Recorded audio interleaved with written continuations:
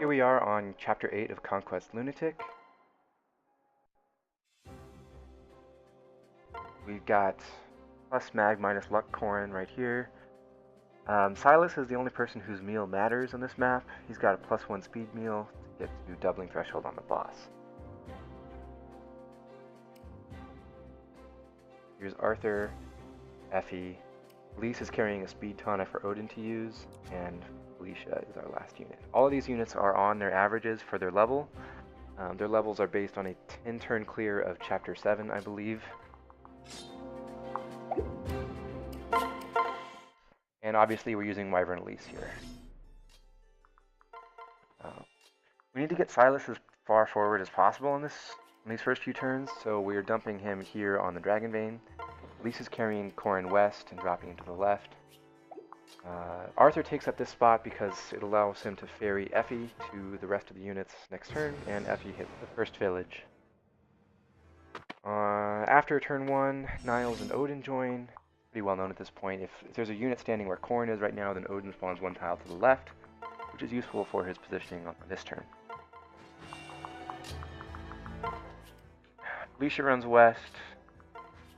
We give Effie to Silas and Arthur to Elise.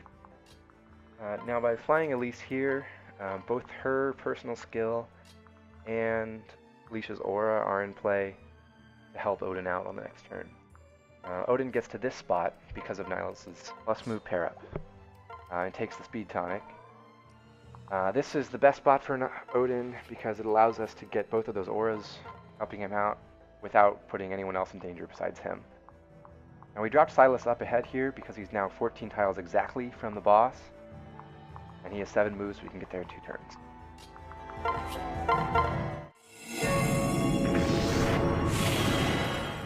Corrin hits the Dragon Vein, so no one's in danger now except for Odin. He gets frozen by Flora and then attacked by all 3 mages. Speed Tonic lets Odin double. The important thing about doubling isn't really the damage, it's that he gets a dual guard here, which keeps Odin's health high.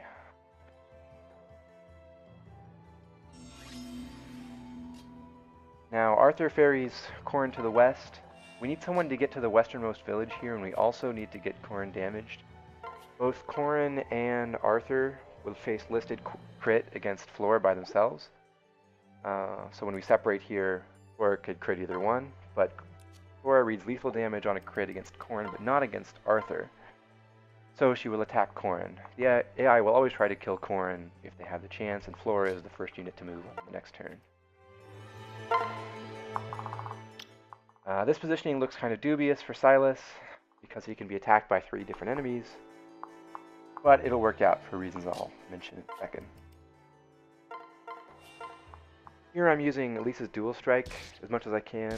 Since I went with Wyvern Elise, I'm trying to get her weapon rank boosted quickly. It'll be nice to get her to at least hand axes as soon as I can.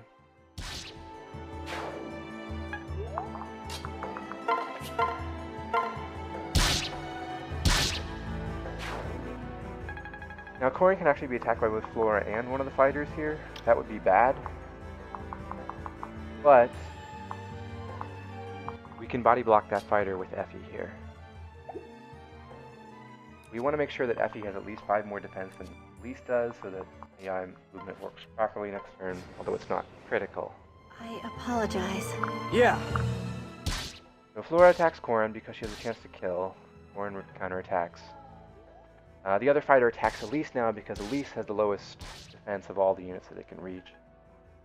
And the second fighter attacks Arthur, who he does read lethal damage on crit against.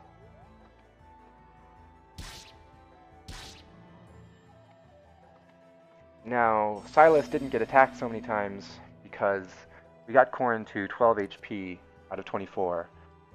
So that activates Silas's personal skill, Vow of Friendship, which gives him effectively +3 def and +3 res. Arthur hits up the western village because he's just barely in range. Effie clears out this fighter so that to open the path for Corrin. I switched him to the Dragonstone just to get some extra Dragonstone XP here. So now Corrin can reach Silas.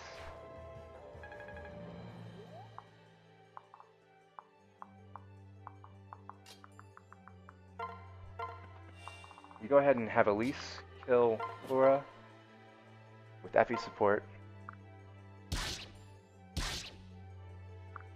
This actually gets her a level. Cool.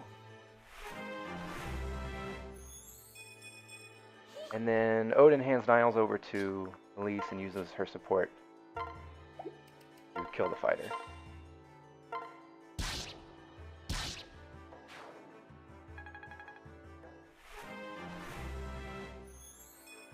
Now Felicia is our last unit who can hit this southwestern village.